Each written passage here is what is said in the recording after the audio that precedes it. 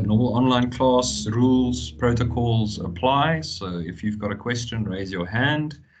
And if I'm busy with the slideshow or whatever and I don't see your hand, then unmute and talk. But the rest of the time, please just keep yourself muted. Please know that these classes are interactive. Please don't let your questions wait until the end of the lecture. Raise your hand, ask your questions. The more questions you ask, the better it will be, because then I think it's an experience. To be honest, I prefer lecturing in person because we can interact in that way, but that doesn't mean that we can't interact online. I spoke to one of you guys, one of the students, and he also said that we should perhaps consider online lectures because we can then make these recordings available and you guys can go back and have a look. So that's why we're running these online sessions. Guys, you're now third year B Eng students. So this is your last year. This is systems engineering. So before we get started and everything, do you guys have any questions, comments? I see there's quite a lot of students online. There's now 28 students online, though on my tutor profile, there's only 17 students, 17. So I expect that you guys are still busy with registrations and all of that. And I don't want you to worry as long as you attend the lectures. Just make sure that your registrations are finalized, though we won't be writing a test in the next week or so. So you've got another week about to make sure that your registrations are sorted out. Before we carry on, do you guys have any questions or comments about previous years or going forward, or something that you'd like to say?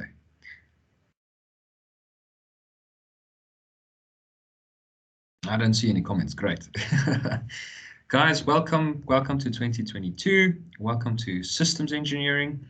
Systems engineering is one of my favorites. It's 30 students online. This is looking very good. Thanks, guys. Systems engineering for me is a passion. I can go and take down my postgraduate studies here from my bookshelf behind me, and I can show you how big passion systems engineering is for me. Systems engineering is quite a change of perspective for engineers and engineering students. Up to this point, it was all about the detail. If you don't understand something, get closer, have a closer look, right? The whole reductionistic perspective. Whereas systems engineering requires us to take a step back, right? So we take a step back and we see the bigger picture. If we don't understand it then we aren't standing far enough. Then we take another step back and see the bigger picture. So in this class, we are going to talk about specifics. We are going to talk about details. I've got an additional textbook here behind me. It's already uploaded onto my tutor. That's specifically about product design. So we are going to go into details about product design, but what we'll be looking at is the entire system of interrelated components. Not only a system in terms of multiple components working together in a machine or in a production line, but also in terms of the business as a system. The business has different subcomponents, right? So the business has got a financial side, and it's got a marketing side, and it's got a technical side, and all of those, and how do they talk together? And then we're also going to look at market-related factors. So where our company or our production line functions within a market, right? So that is the perspective that we're going to be gaining from systems engineering. So what I'd like to do today is I want to run through my tutor with you guys just very quickly. And then I'm going to look at 2 slides, and I'm going to lay the foundation for some key concepts. And these key concepts are very important. And then I'm going to end off with a YouTube video, which for me was very interesting. And hopefully that's a very fun way to get you guys introduced into the world of systems engineering. You can see that the presenter of the video is a very technical guy. He's actually quite impersonal. That's how technical he is. But the concepts that he conveys, he does really, really well. And he uses systems engineering and complex systems, specifically system engineering on steroids, complex systems, to analyze some very interesting facts in our world. So and then we're going to be having a look at that. Guys, remember, raise your hand. You can see up here in Teams, I'm sure you know, there's a little button that says raise hand. You can click on that, and I'll try and monitor it from here. If I don't see your hand raised, then please unmute and just grab my attention, because when I change screens, I don't have multiple screens here. I only have my laptop screen. So if I'm on a slideshow, then I can't necessarily see hands raised, but I'll try my best. Guys, again, for everybody that joined, I see there's 39 students online already. That's very good news. Thank you so much for that. Let's go then to my tutor. So I'm just going to share my screen. So hopefully you can see my Teams screen here. So just to give you guys some an idea, there's the raise hand button. If you like something, you can clap your hands, or you can raise a thumbs up if I ask a question or something, just to let's get that interactive vibe going. Let's keep this class interactive, because we will all learn better, you guys, because if I talk alone, I talk from my own experiences, right? But if you ask a question or you interact, then I can adjust to align myself with your guys' perspective and your guys' experience. Remember that I was at varsity 15 years ago. I had a whole lot of industry experience. In some cases, I don't even know how computers work, where you guys, you had computers in diapers, right? So I think there's a lot that I can learn from you guys as well. So I think it's a very interactive session, and that's what I'm hoping for this class. So please feel free to use the chat box. You can see there's the chat box. Use these interactive icons. Please do interact. Okay, so let's go to my tutor. So you guys are all familiar with my tutor. So I'm just going to switch here to student mode so that we can see what you guys see. There might be stuff here that you guys can't see, but because I'm a lecturer, I've got access to everything. I can view everything. So this is our home page. So we've got this visual tool, table of contents tool. So you can see here some activity that's happening, some of the content that hasn't been worked through. For instance, I've accessed 2 of the additional resources. I've accessed one of the class slides. I've accessed the study guide. So you can see the progress there of what I've accessed and so on. On this hand side, there's the announcements, obviously. So I'll always try to upload a link. I will most probably use the same link for all future lectures, so that if we go into our Teams platform, which looks like this, and if you go to the specific chat, you'll see here is our online class. This is our chat box. So I've already got an attendance report. The recording has started, and after the class is finished, the recording will be placed here. So if we've got all our classes in one of these chat boxes, then all of the recordings, everything will be available here. So that's what I'm going to aim at. Then obviously, okay, there's the teacher profile, but I've got a profile on the content as well. And then there's some updates regarding what's happening in an activity feed. Right, so we'll be using some of these things during the course of the year. You'll be with me for the rest of the year. So you'll be tired of me here at halfway through the year, which I think is going to be fun. Course home, and then obviously there's all our links. So if we go to the content page, here's all the content that has been already uploaded. Not much has changed from last year to this year. So the study guide is still the same study guide as seen from last year. So there might be a date or 2 that is that's wrong. But apart from that, okay, if you download the PDF, it won't do these funny things, right? But all of this content is the same. There's my contact details, my landline number, but with this remote working, you can use WhatsApp. We set up a WhatsApp group thanks to Mr. Grese. There's my office number. If you want to make an appointment with me, please just let me know and I'll make myself available if you want to talk online or in person.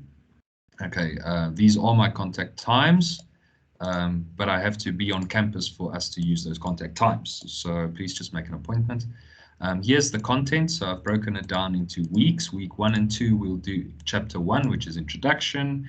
Week 3 and 4, chapter 2, and so on. So you can just have a look. We're going to break it into 2 parts. So we're going to cut it off there at chapter 4 for the first semester, the first half of the year. And then the second half of the year, we'll be discussing those 3 components. All right. So that just gives you an idea of the pace that we're looking at. And you'll also see that our assessments are in alignment with that. There's the textbook. Here is some of the EXA related matters. So you can see how much time is allocated to lectures, how much time is allocated to tutorials, practicals, all of that stuff. And you can see that all of this is in EXA and HEQSF alignment. So here's the total times. So you'll be spending 140 hours on this module, of which 44 hours will be in my presence. The rest of the time is, remember, we'll be having graduate attributes. One of those graduate attributes is self-study. So one of the actual graduate attributes that we'll be looking at in this module is that you'll be teaching yourself. So that's why those hours are a little bit higher here. We'll be doing some tutorials, meaning we'll be doing some maths, some calculations in maintenance, in the maintenance part and in the economics part. It says some practical laboratory theory, and then some of the other components, right?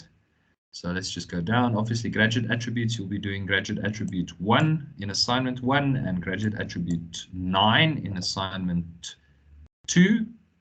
So if we page down to the graduate attributes, those 2 graduate attributes are, okay, here's the assignments and the marks. So you'll be writing 2 e-tests, you'll be writing 2 control tests, and you'll be writing 2 assignments.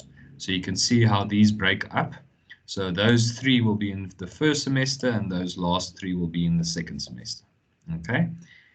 E-test will be written on My Tutor. The written test will either be written on My Tutor using the Invigilator app or in person, depending on what COVID allows. And then obviously the assignment will be submitted online.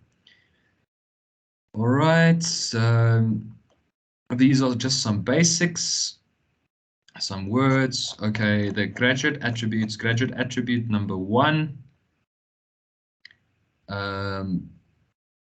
I see that's not in here, but you will see if we go to also in the content, you'll see there is graduate attribute rubrics there. So if you open graduate attribute rubric 1, you'll see what graduate attribute 1 is all about. It's complex engineering problems. So you must show that you can solve problems by identifying, formulating, analyzing, and solve complex engineering problems creatively and innovatively. So you can see here what we want to achieve with those graduate attributes. All right, I hope this is not the first time that you've heard of graduate attributes. In accordance to what EXA's guidelines are, when you graduate here, obviously we want you to be able to register with a professional body. The professional body for engineering in South Africa is EXA, the Engineering Council of South Africa. So if you want to be a professional engineer and you want to be taken seriously, then you have to register with EXA. All right. So with EXA, they have added a requirement in the last couple of years. So firstly, you have to obviously pass your degree as set out in the student rules and regulations. And then secondly, they gave us 10 graduate attributes. Those are attributes that any engineering student must have when they graduate. So in addition to passing the course, there's this second thing, how you are assessed, and those are called graduate attributes. If you fail the graduate attributes, you won't graduate. Okay, so that's why these graduate attributes are important. And they are obviously assessed in your final year. So with me, there are 2. There's graduate attribute 1 and graduate attribute 9. And you'll see with every other one of your final year subjects, there's also graduate attributes that will be assessed there with the other lecturers. Okay. I just want to see there's a lot of activity going on here. Thanks, guys. Thanks for allowing them. Okay, so those are the graduate attributes. So you guys can go and page through this online content. I've uploaded all of the slides already. So all of our classes will be there. Know that we will be taking our time to go through them. and know that I'll be using additional resources in the lectures. So having access to all the slides will definitely not be enough. Okay, please attend the lectures, because I'll be discussing a lot of stuff in the lectures that are not necessarily in the slide, being practical examples and so on. So I think there's a lot of value to be gained still from attending the lectures. And why do you want to work through the slides on your own if you can just sit here and listen for free? So please do attend the lectures. Sorry, my throat's a little bit dry, so I'm just taking a sip of my coffee. So for me, there's tests, examples, and memorandums. At this point, I believe these are still hidden for you. So those will become available during the course of the semester. If you do have access to them now, great, it's not a problem. But if you don't have access to them, don't worry, they will become available. I'll give you some example problems and practice problems to work through before the tests. And then obviously after the tests, I'll upload the memorandums. I do try and set up new tests for every occasion. Obviously, there's only so much to ask, so there will be some inheritance from previous tests, but don't just use previous tests to study, because there might be 1 or 20 new questions and then you'll be caught off guard. Okay, so that's tests and memorandums. Additional resources. I've got a product design and development textbook by Carl T. Ulrich. We'll be talking about doing exactly that in chapter 3, I believe. I'll just make sure. Last year, I spoke about systems engineering. So everything is systematic. If you open your textbooks, you'll also see everywhere there's a step-by-step design process. Okay. One of the students last year asked me, okay, but if they wish to design a product then, are there templates available? Is there a step-by-step procedure available? And I told him, of course there is. Definitely there is. And that's the point where I uploaded this textbook, and I realized that this textbook is very good reading for you guys, obviously next to the textbook, the prescribed textbook. So we'll be working out of the prescribed textbook. But if any of this business development, product development stuff prickles you, which I really hope it does, because we want you guys to be entrepreneurs, right? We want you guys to start your own businesses. So if you're thinking about product design and development, then there is an additional textbook. So download it, save it on your computer, save it on your phone so that you can read through it. And then there is some resources for completing your assignments, right? So yes, it does say research proposal, but what it actually talks about, this is a video, right? So you can open it, you see there's a video. What it actually talks about is how to set up Word, how to work with Word, how to set up a proper Word document, right? So that's what it talks about. So that's quite important for completing your assignments. When you do complete your assignments, I am going to expect that you at least know how to use Word, that your Word document will be structured properly. So if you're stuck with that, there's a video, it's quite a long video that helps you set up Word. There's another video, for instance, the second assignment will require you to do some research, some additional reading. So this tutorial just shows you how to go online and access the TUT library to get information, right? So this video is all about that, how to go online, how to get information and all of that stuff. So that's a very, very cool video as well if you're doing self-study. Okay, so that's one of the graduate attributes. So that's something that you have to familiarize yourself with.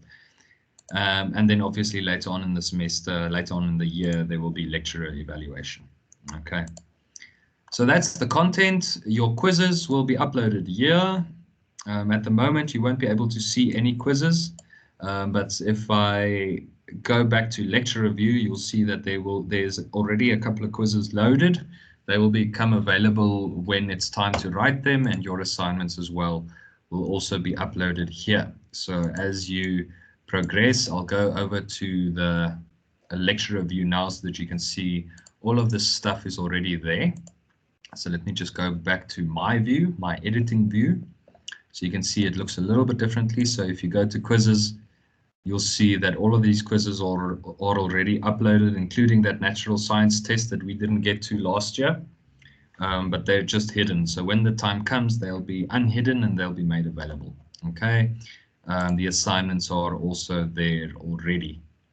Okay, so the 2 assignments are already there, but they're still hidden. Here you can see there's only 17 students registered at the moment on MyTutor, though there's 46 students online now. So guys, just make sure that your registration is finalized so that you do have access to this platform, right?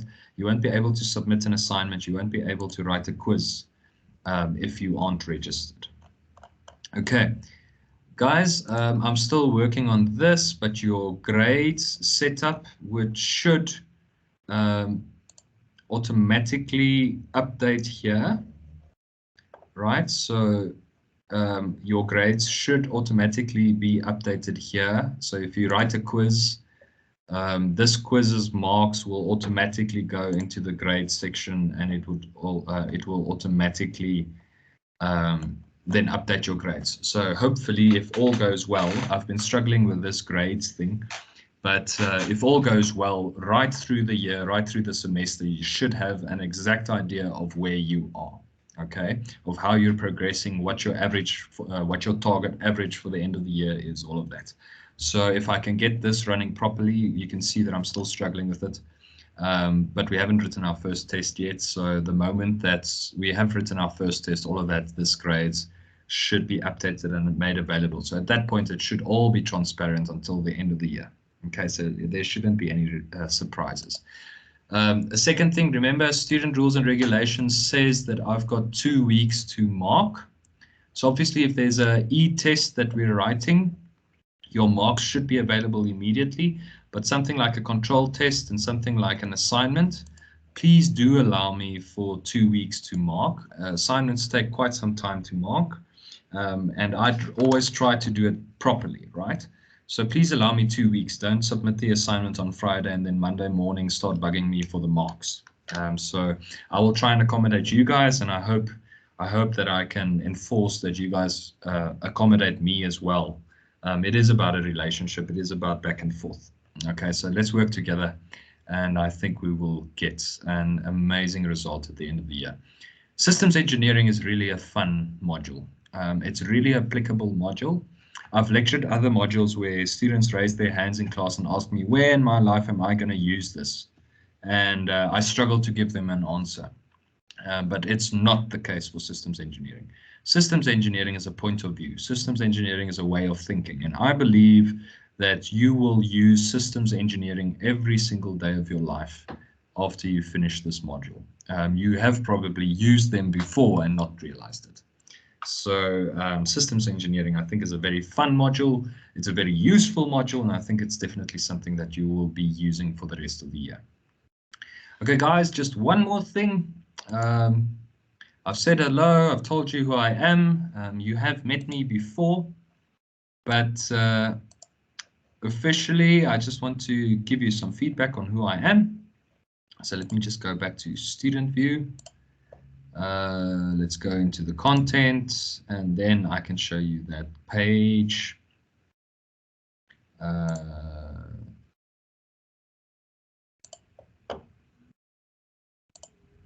It works a little bit differently. Anyway, there I am. That's a picture of me a couple of years ago, but hopefully I still look the same. I'm just a little bit more gray around the beard area.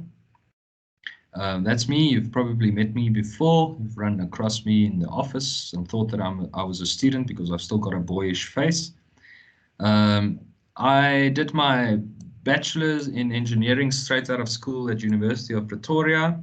And no, I waited to be able to pay for my studies. No one else paid. I paid for my own studies.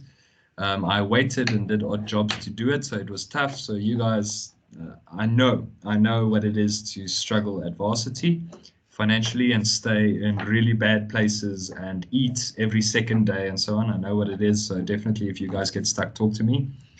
I did my master in engineering at the Northwest University. That's in Potchefstroom. I did my doctorate also there. That was a PhD in engineering and systems engineering. I'm a registered professional with EXA. I worked at an energy services company for about 5 years.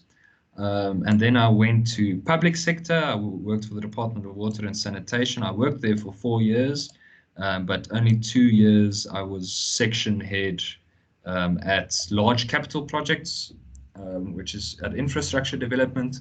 So that's basically where all the money in water affairs goes to. Okay, so we built dams and we built pipelines and all the big infrastructure that government pays for. That was my section. So I was section head and chief engineer there. Then after that, when all this stress got to me, I came to the TUT. Now that was 2018. So I've been here for a while, where I've been teaching, and I thought it was going to be a lower stress job, and boy, was I surprised. So there's my cell number. Guys, please do call me within office hours. Don't call me after hours. WhatsApp me during office hours. Don't call me after hours. In fact, I will probably not answer if it's after hours. There's my email address. Drop me an email, and there are my contact times. So what I did in this experience is energy services. So there I worked with energy, so all types of energy related from the power stations all the way through to consumers. So installing and designing off-grid solution for households. I worked on the mines.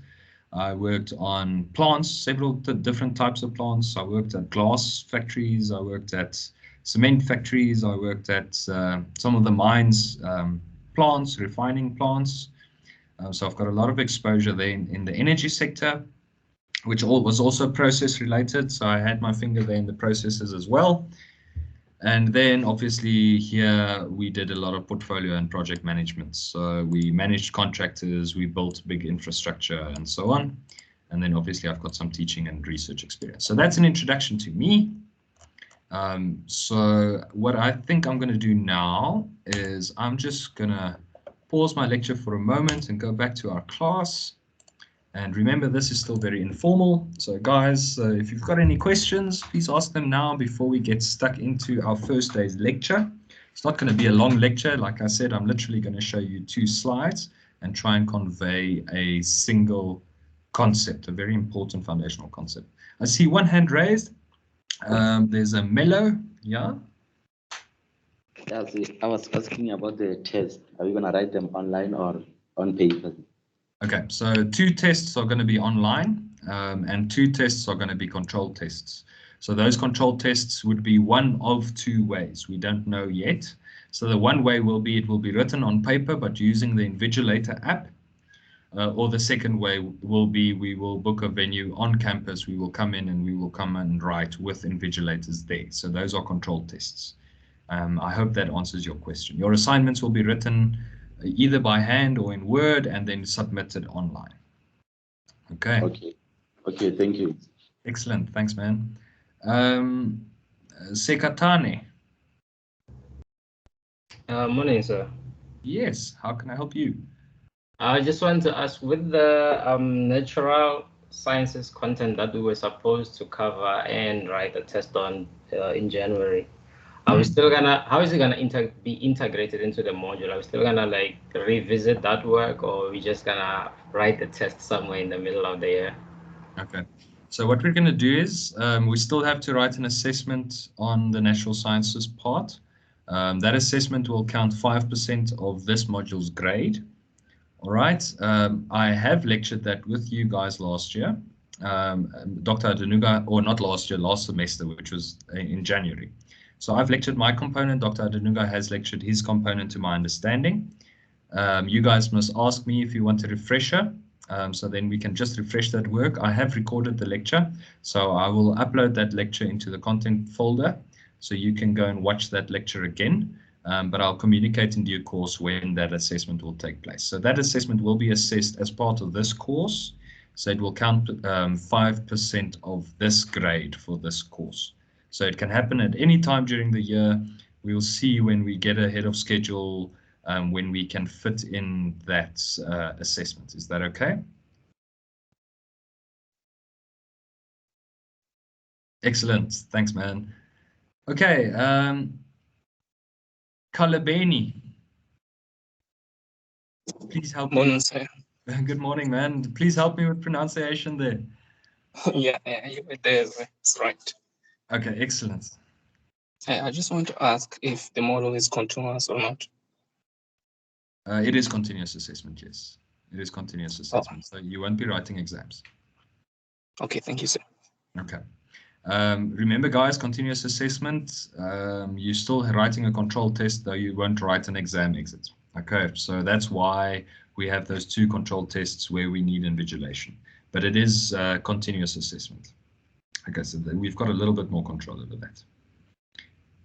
Okay, guys, I think let's go to our lecture because we've got about 45 minutes left. I just want to open the lecture. Okay, guys, these slides are online. Like I said, don't rely on the slides alone. You'll see now when I lecture, it's only 2 slides that I'm lecturing today, but hopefully you'll see that that we discuss a little bit more in class than is in the slides, and sometimes even more than is in the textbook. Okay, so please just do attend classes. It's very important.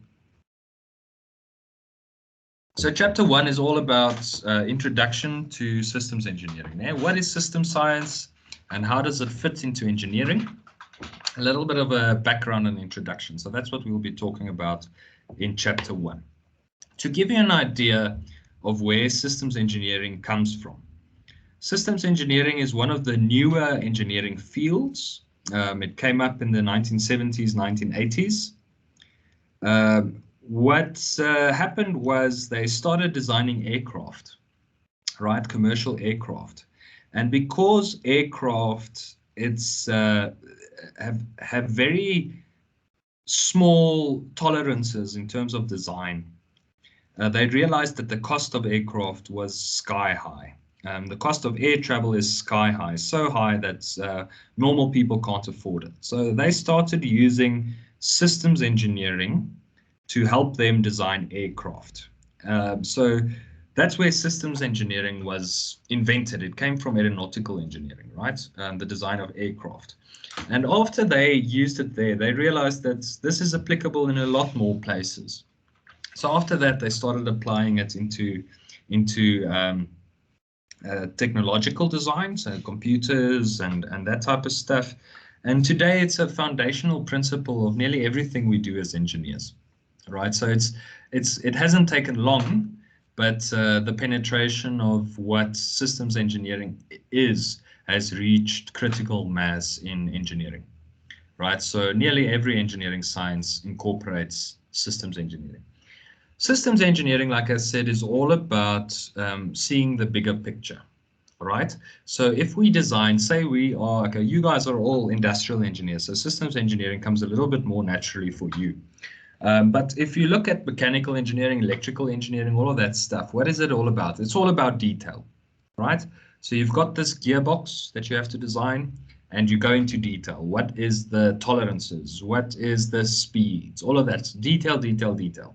You go into detail. If you don't understand it, you go into more detail, right? So us engineers, we're animals that love detail, whereas systems engineering is a different thing. System engineering is we step back and see the bigger picture.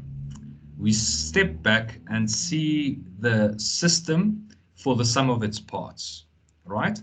The whole thing is about the system is bigger than the sum of the parts, right?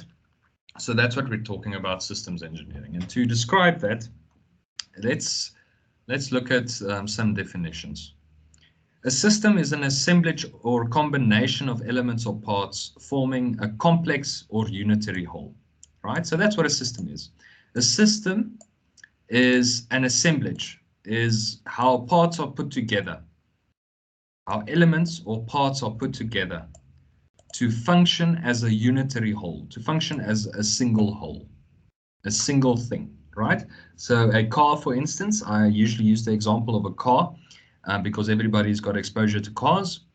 A car has got a lot of components inside, right? It's got an engine, it's got a gearbox, it's got a drivetrain, it's got wheels, it's got suspension, it's got electrics, it's got electronics, and then it's got all types of human interfaces.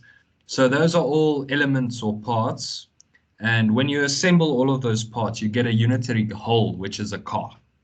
Okay? So that's what a system is. A system is a combination of parts to build a bigger whole. Now, this set of interrelated components work together for a common objective.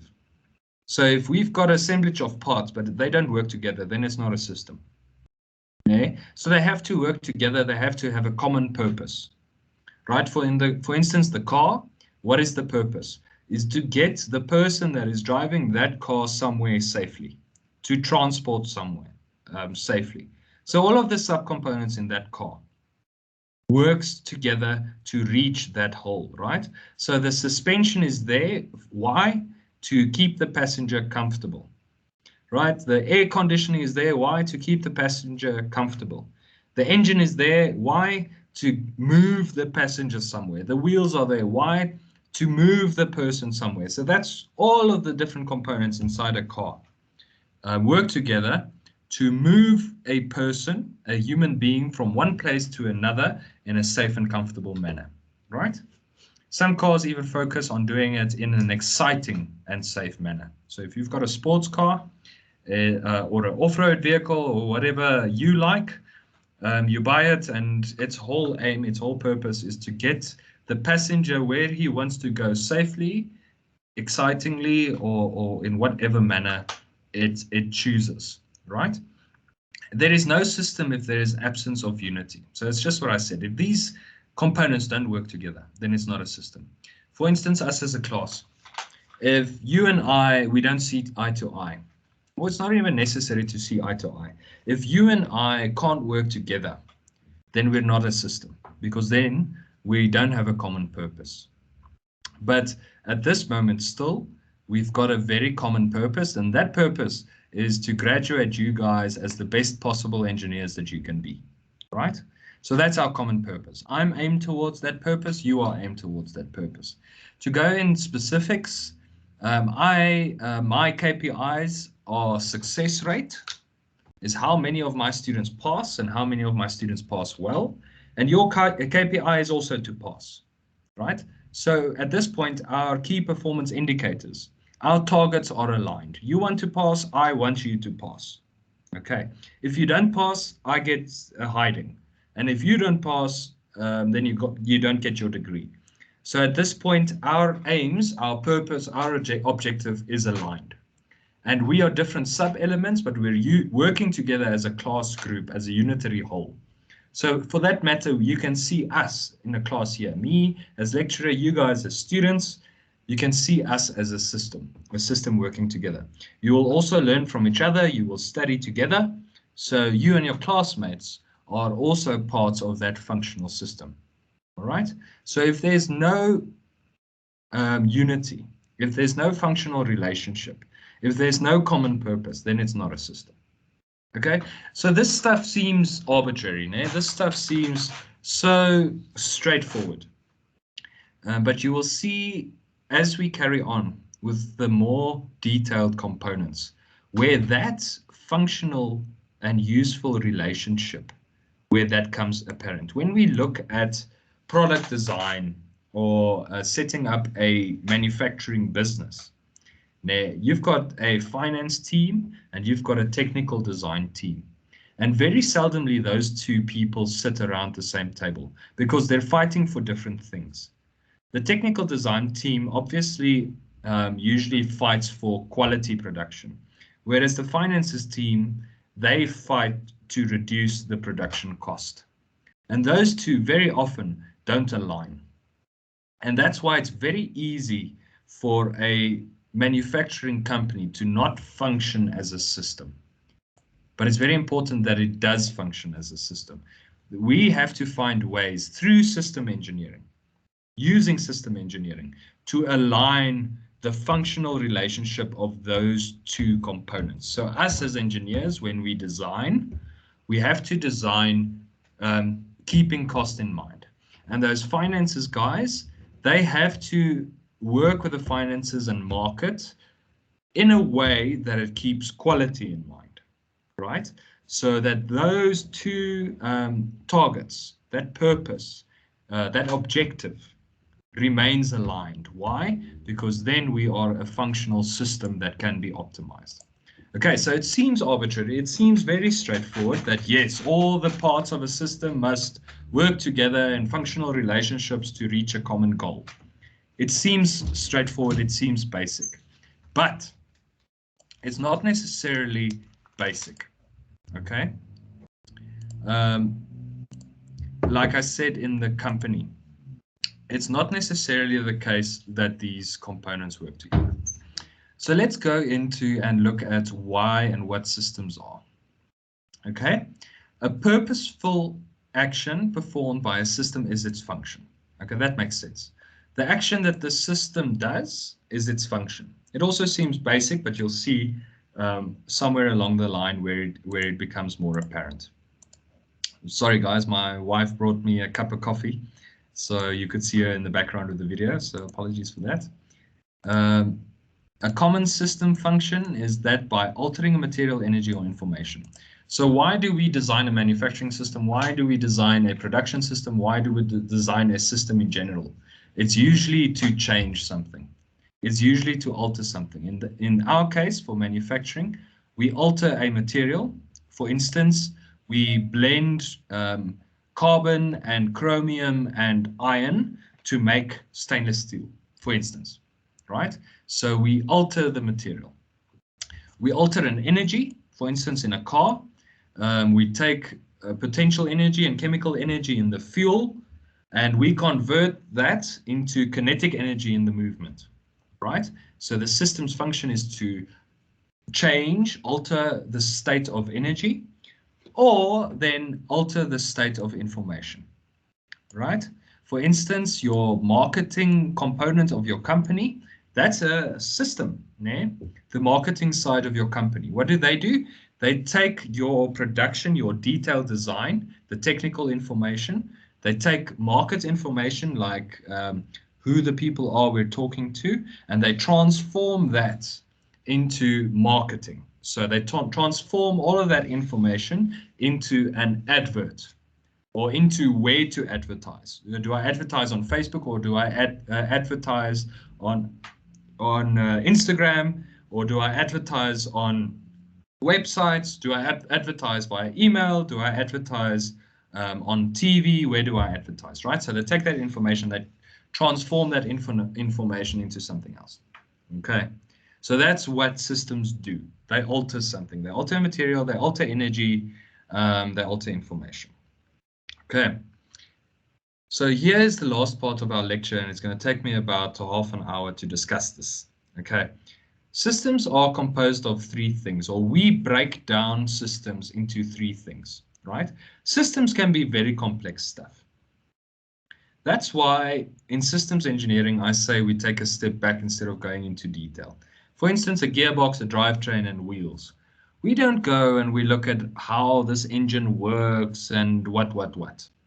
We stand a step back and say, okay, this component is an engine. What does it do? It rotates an axis. That's all that we have to know. This gearbox, what does it do? It takes that rotation and converts it into slower or quicker, higher torque or lower torque, right? We've got a drivetrain. What does that do? It transfers this kinetic energy, this rotational energy from the gearbox to the wheels, right? More than that, we don't have to know in systems engineering. We've got technical mechanical engineers that do that. As a systems engineer, we're not going to look at that. We're going to stand back and say, okay, what does an engine do? What does a gearbox do? What does a drivetrain do? What do wheels do? Okay, we're going to stand back. So what do we have? We've got three things, and all systems that we analyze can be broken down into these three things: components, the component attributes, and the relationship between those components. All right, so that's why I'm going to show you the YouTube video, because then you're going to see how it applies in real world situations. So first, I want to draw a picture. Okay, let me just, there we go. Okay, so we've got a system component. There's one component. There's another component, right? Okay, let's just make this picture look nice. and then distribute. Okay, it can't distribute horizontally. Okay, anyway, these are two components. Okay? So we've got component number 1 and we've got component number 2. Right? Let's look at a cement plant, for instance. Okay? So this component crushes the cement or the raw materials. This component heat treats these materials. Right? So we've got component 1. We've got component 2. So if you go back to our slide, that's the components, right? Component 1, component 2. Second part, they've got attributes. What are those attributes? This one crushes, this one heats. That's their attributes. The attributes are how do they change the product that goes through them. The third one is relationship. What is the relationship between these two, right? The relationship is our linkage.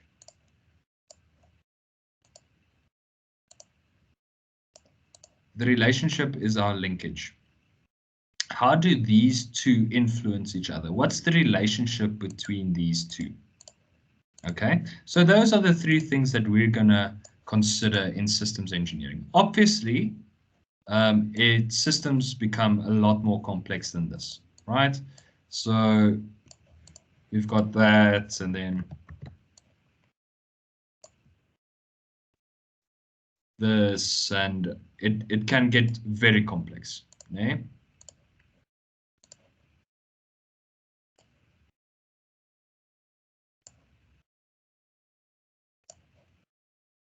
So systems can become quite complex. So that's why breaking it down into these 3 basic things becomes very important. Sorry guys, I just want to scale this so that you can see it. So obviously systems can become very complex, and that's why these different components, identifying which component is which component, identifying what each of those components do, and identifying the linkages between them, how one component influences another component. Those 3 things, that's the cornerstone of analyzing systems. Okay, so for instance, in a company, we've got a finance department and we've got a technical design department, right? What is the function of the finance department? Is to reduce cost and improve profit and ensure growth, right? That's the finance department's targets. Technical design targets is to design something that meets specification, right? To design a quality product. What's the relationship between these two? The technical design team ensures that the finance team gets enough sales through the quality of the product. The finance team ensures that the engineering team has enough money to be able to produce this product, right? So there's a relationship between the two. So now you can see how we describe that system in our company. Finance, so we've got section 1, section 2. Section 1 is finances. They're responsible for the following. Section 2 is the technical team. They are responsible for the following. And that's how they are linked. That's the relationship between the two. Okay, before we watch the video, do you guys have any questions? It's straightforward concepts, but it can get to be quite complex. Thanks, Sibusiso. Perhaps you can expand on what you said. Then we can chat about that. Let's go back to the questions, Mr. Gresse. Yes, thank you, sir.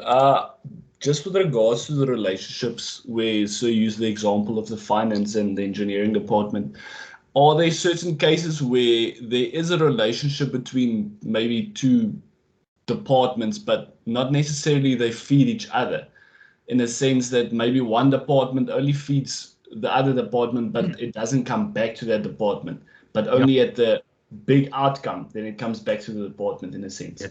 Yes, exactly. So you're absolutely right. For instance, a car is a bad example, but let's take a non-relational type of plant.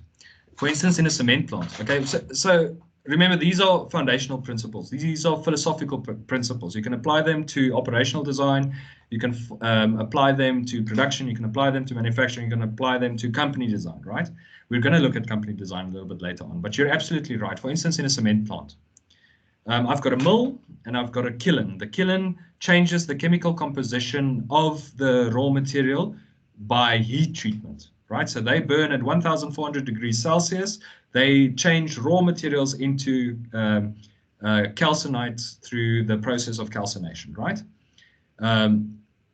And then we've got a raw mill before that takes rough material that was mined and makes it into a fine powder so that it can go through this thermal process. So how effectively my raw mill works influences my pyro processing, my thermal processing, right? Because if this raw material isn't grind down to a very fine powder, if its particle size is too high, then your thermal process is not going to function properly. But if the thermal process doesn't function properly, it's going to have no influence on the raw materials, right? On the raw material production, on the raw material grinding, right? So you're absolutely right. It can go one way. But like you also stated at the end, most often the bigger picture closes that feedback loop, right? So if the pyro processing doesn't work properly, what is going to happen? I'm going to have a poor quality product. If I have a poor quality product, people aren't going to buy it. And if people don't buy it, my demand from the plant is going to reduce. If my demand from the plant is going to reduce, I'm not going to be using my raw mill 24/7. I'm only going to operate it at 12 hours a day at 50% utilization. And if I use it at 50% utilization, perhaps its efficiency goes down. And if its efficiency goes down, then there's that whole feedback loop. If my raw material milling efficiency goes down, it's going to have an influence in my pyro processing. If it influences my pyro processing, there's that whole feedback loop. So you're absolutely right in saying, yes, but only in the bigger picture, only in the bigger, if you really stand back far, there's going to be a closed loop with a return relationship. But in most cases, it is a back and forth relationship. Though, if we analyze a system at that level, sometimes it can, it won't influence directly back and forth. But most often there is a feedback loop. We have to stand really far away most often to get that feedback loop, but you're absolutely right in saying that. Okay, guys, I've got 5 minutes left in my scheduled meeting, but our class is scheduled until 11. So we've got about 35 minutes left. The video that I want to show you, a very interesting video, is about, I just want to see how I turn on the computer sound. But nonetheless, I'll sort that out now. The video is about systems engineering and specifically complex systems. This guy, he's a very clever guy in complex systems, right? But he stood back and looked at different problems. So he's not just looking at manufacturing. He's not just looking at airplanes.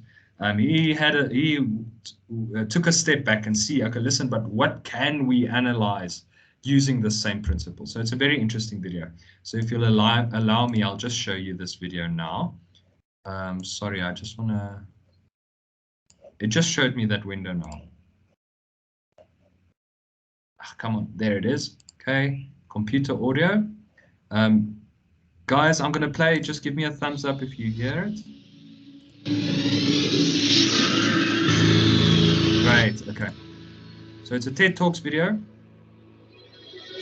but very interesting. So have a listen.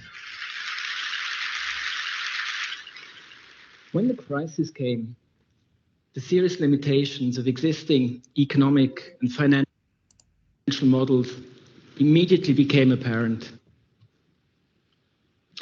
There is also a strong belief, which I share, that bad or oversimplistic and overconfident economics help create the crisis.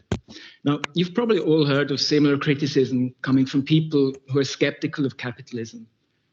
But this is different. This is coming from the heart of finance. The first quote is from Jean-Claude Trichet when he was governor of the European Central Bank.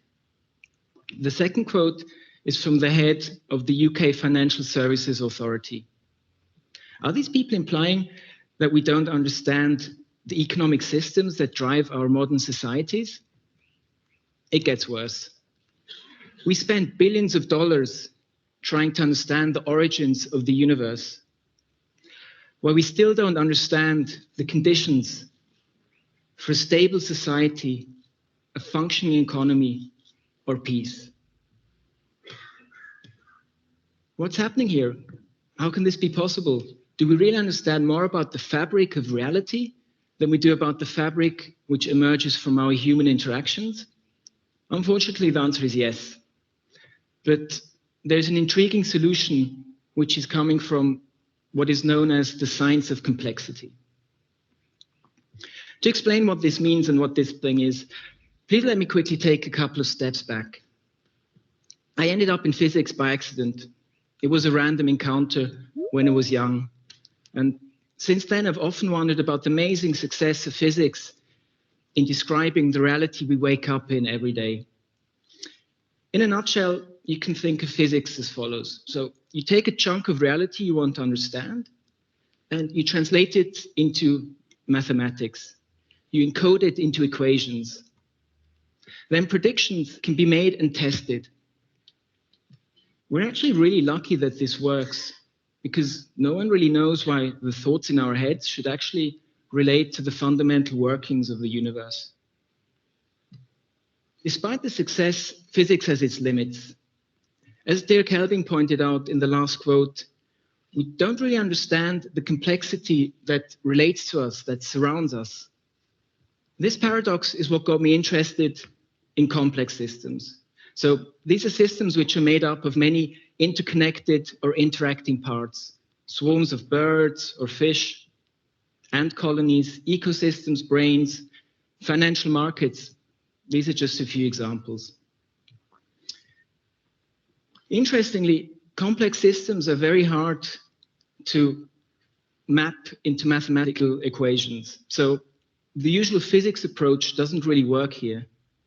So what do we know about complex systems? Well, it turns out that what looks like complex behavior from the outside is actually the result of a few simple rules of interaction. This means you can forget about the equations and just start to understand the system by looking at the interactions. So you can actually forget about the equations and you just start to look at the interactions. And it gets even better because most complex systems have this amazing property called emergence. So this means that the system as a whole suddenly starts to show behavior which cannot be understood or predicted by looking at the components of the system. So the whole is literally more than the sum of its parts. And all of this also means that you can forget about the individual parts of the system, how complex they are. So if it's a cell or a termite or a bird, you just focus on the rules of interaction. As a result, networks are ideal representations of complex systems. The nodes in the network are the system's components, and the links are given by the interactions. So what equations are for physics, complex networks are for the study of complex systems. This approach has been very successfully applied to many complex systems in physics, biology, computer science, the social sciences. But what about economics? Where are economic networks? This is a surprising and prominent gap in the literature. The study we published last year called The Network of Global Corporate Control was the first extensive analysis of economic networks.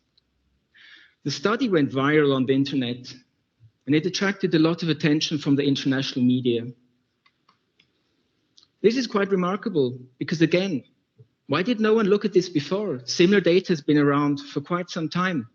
What we looked at in detail was ownership networks. So, guys, before he carries on, remember what we said now. We said components, their attributes, and how they influence each other. In this case, he did exactly the same thing. He's got the nodes, node A and B. He's got the different components. He's got the linkages, which is the percentage of ownership, right? So this guy, this company, is a shareholder in that company. It owns 45% of the shares in that company. That's how they link to each other.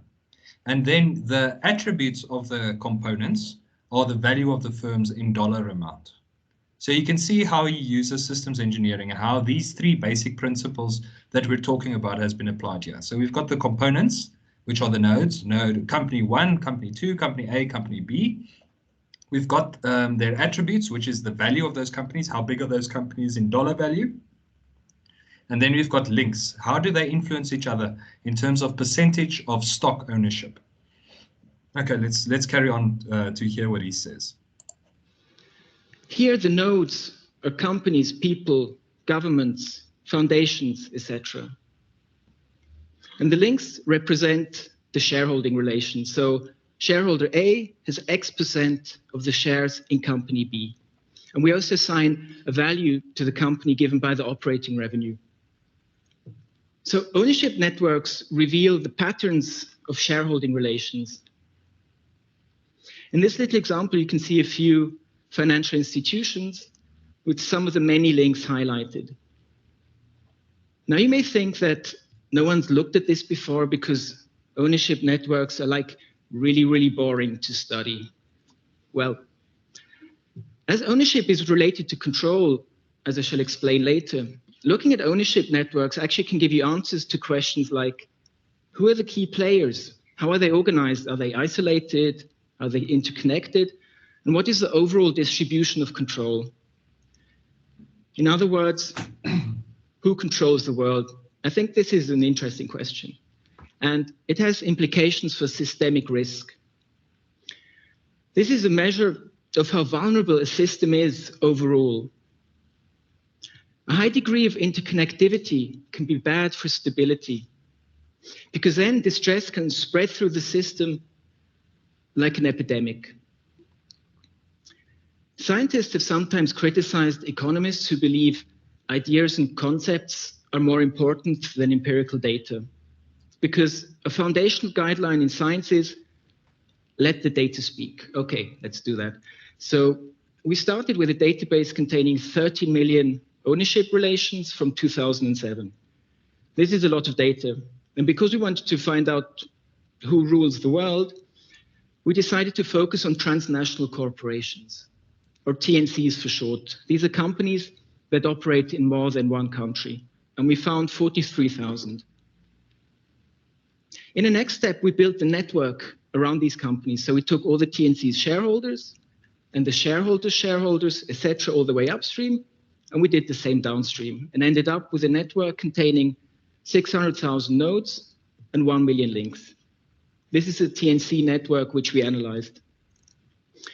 And it turns out to be structured as follows. So you have a periphery and a center, which contains about 75% of all the players. And in the center, there's this tiny but dominant core, which is made up of highly interconnected companies.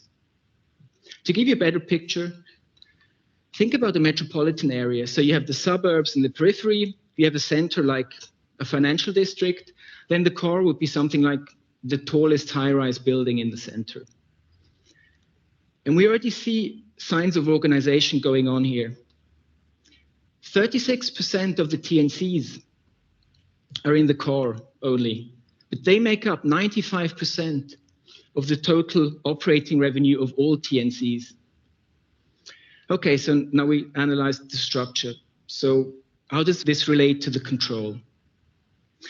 Well, ownership gives voting rights to shareholders. This is the normal notion of control. And there are different models which allow you to compute the control you get from ownership.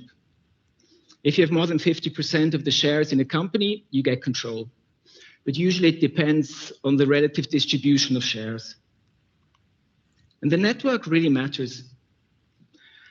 About 10 years ago, Mr. Tronchetti Provera had ownership and control in a small company, which had ownership and control in a bigger company. You get the idea.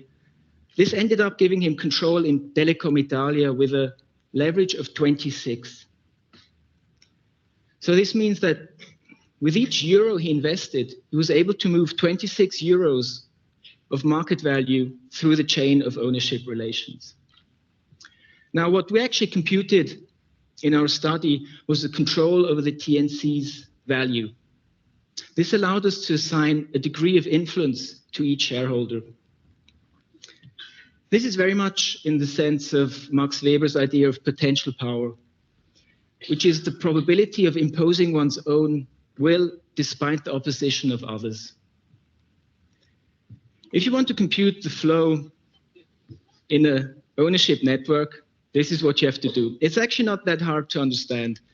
Let me explain by giving you this analogy. So think about water flowing in pipes where the pipes have different thickness. So similarly, the control is flowing in the ownership networks and is accumulating at the nodes. So what did we find after computing all this network control? Well, it turns out that the 737 top shareholders have the potential to collectively control 80% of the TNC's value. Now, remember, we started out with 600,000 nodes, so these 737 top players make up a bit more than 0.1%. They're mostly financial institutions in the US and the UK. And it gets even more extreme. There are 146 top players in the core. And they together have the potential to collectively control 40% of the TNC's value. What should you take home from all of this? Well, the high degree of control you saw is very extreme by any standard. The high degree of interconnectivity of the top players in the core could pose a significant systemic risk to the global economy. And we could easily reproduce the TNC network with a few simple rules. This means that its structure is probably the result of self-organization.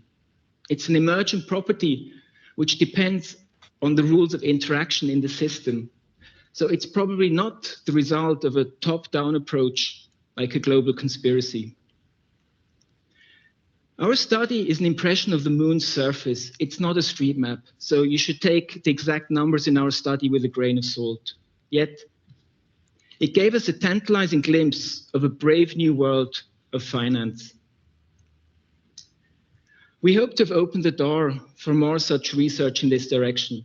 So the remaining unknown terrain will be charted in future. And this is slowly starting. We're seeing the emergence of long-term and highly funded programs which aim at understanding our networked world from a complexity point of view. But this journey has only just begun, so we will have to wait before we see the first results. Now, there is still a big problem, in my opinion. Ideas relating to finance, economics, politics, society are very often tainted by people's personal ideologies. I really hope that this complexity perspective allows for some common ground to be found. It would be really great if it has the power to help end the gridlock created by conflicting ideas, which appears to be paralyzing our globalized world. Reality is so complex, we need to move away from dogma. But this is just my own personal ideology. Thank you. Okay, guys, interesting stuff. Let me just switch on my video again. You can see with systems engineering, this guy started with a question. It's a question we all have, especially in the modern world. Who controls the world, right? Because we all think behind the scenes, there's some other big gun that's calling the shots that we don't know about, and we're suffering because of him. Eh? And he went and he used this principles that we're talking about now, the systems engineering. And he analyzed global economic markets. And he realized that in our world, 80% of the money in the world is controlled by the decisions of 767 people or companies. 670 people. How many billions of people are there on Earth? But everything that happens in terms of money in the world is because of the decisions of 767 people, right? So it's strange. And And because he analyzed using this systems engineering or complex systems, which is the same as systems engineering, it's just on bigger scale, he could identify key areas. And I don't know if you heard the dates when this this research was published. It was published in 2007. I know you guys are young, but I don't know if you remember what happened in 2008, the year after this. There was a global economic crisis, right? So the real estate market in the USA crashed, and it influenced the whole world. And the reason why places like Iceland, places like Italy, those places, the whole government went bankrupt, right? Because of the housing market in the USA.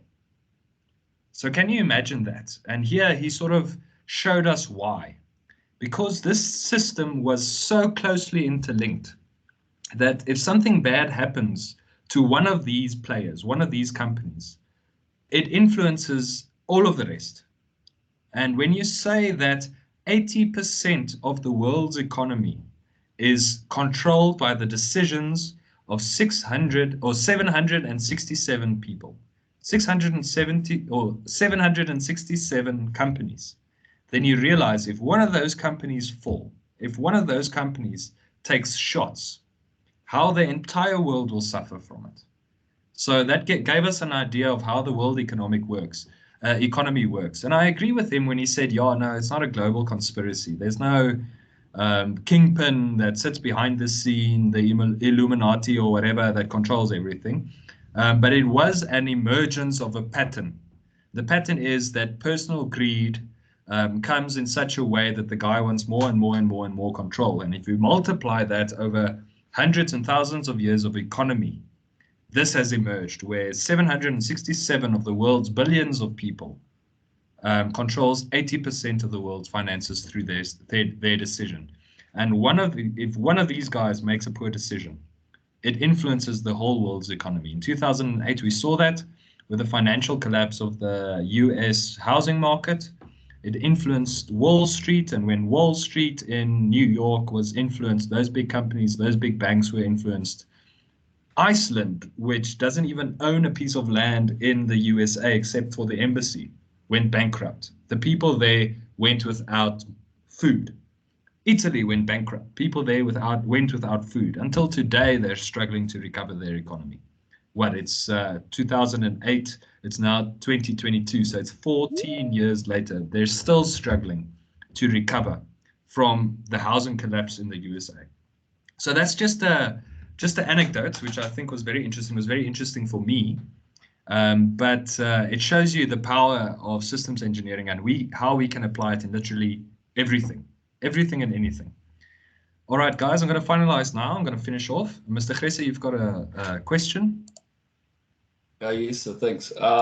Just a question then to take away from the tech talk. Is it then saying that your system should be interlinked, but not so closely that if a certain part fails, that your whole system can collapse? Okay.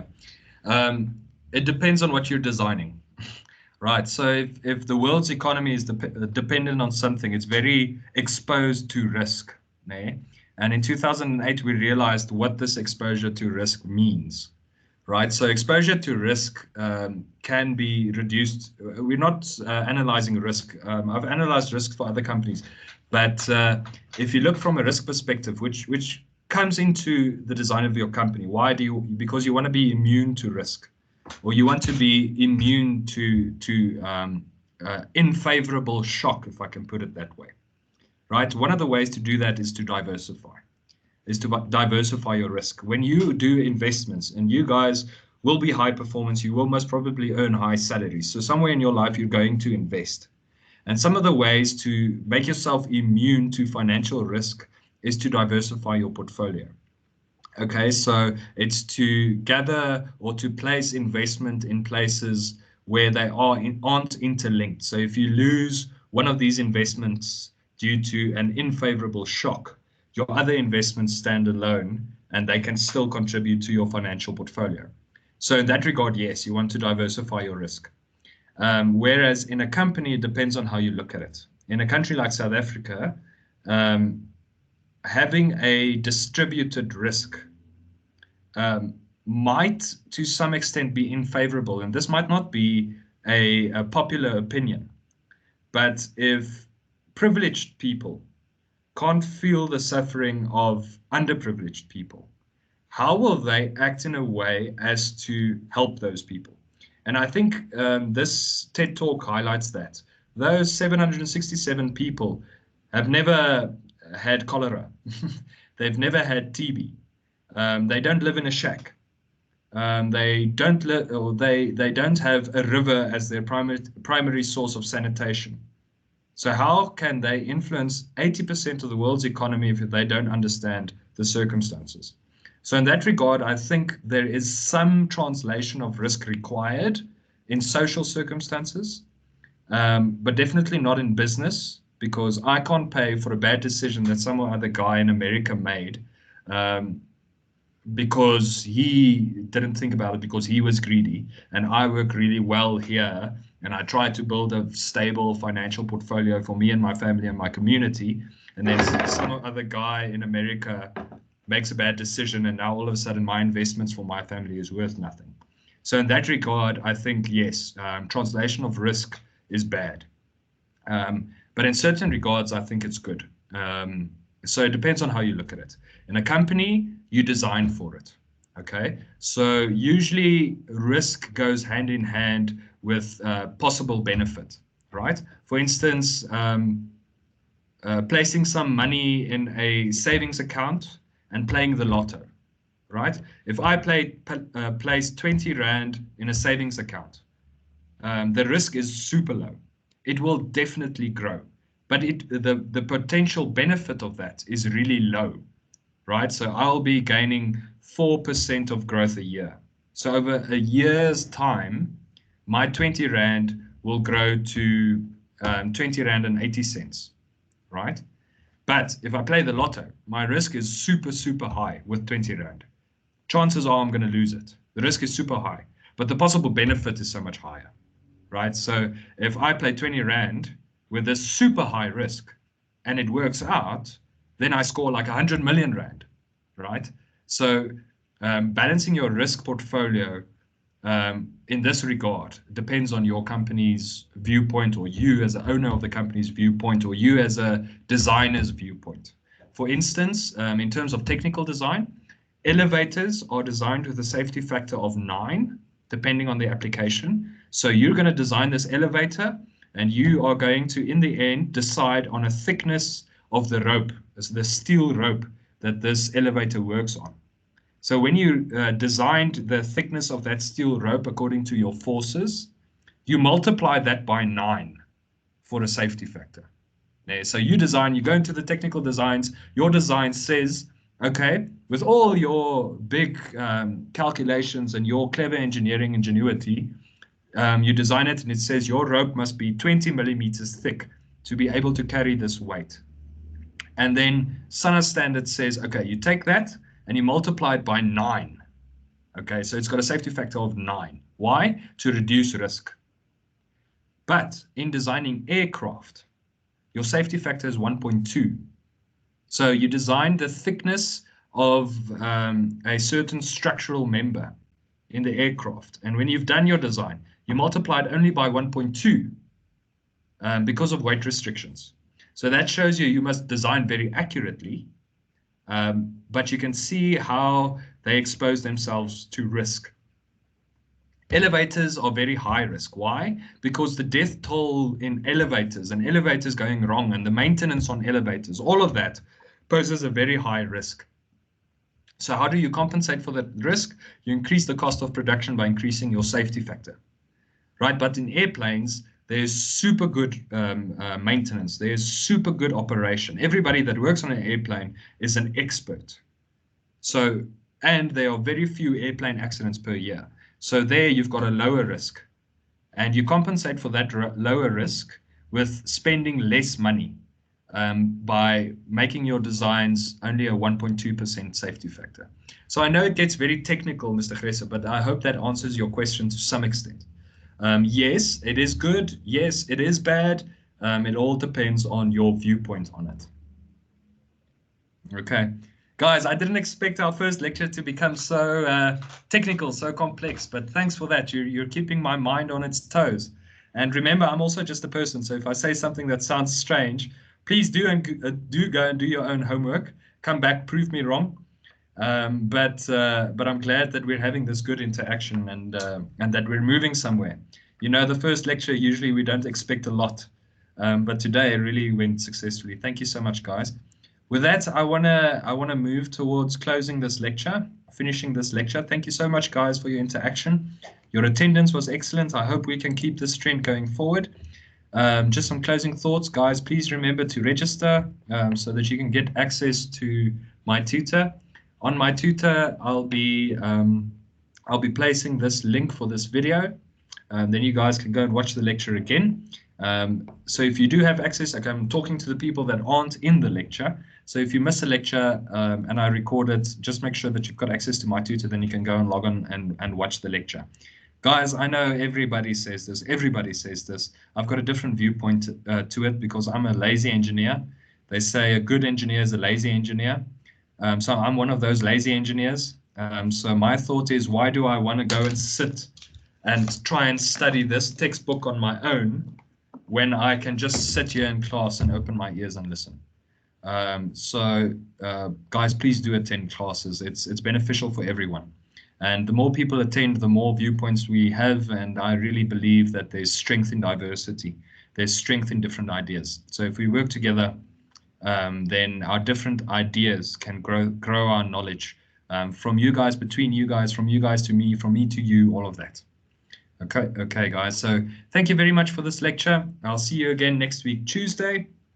Please just finalize your registrations. And thank you very much for a good lecture. You guys must have an awesome day. Thank you, sir. Thanks, sir.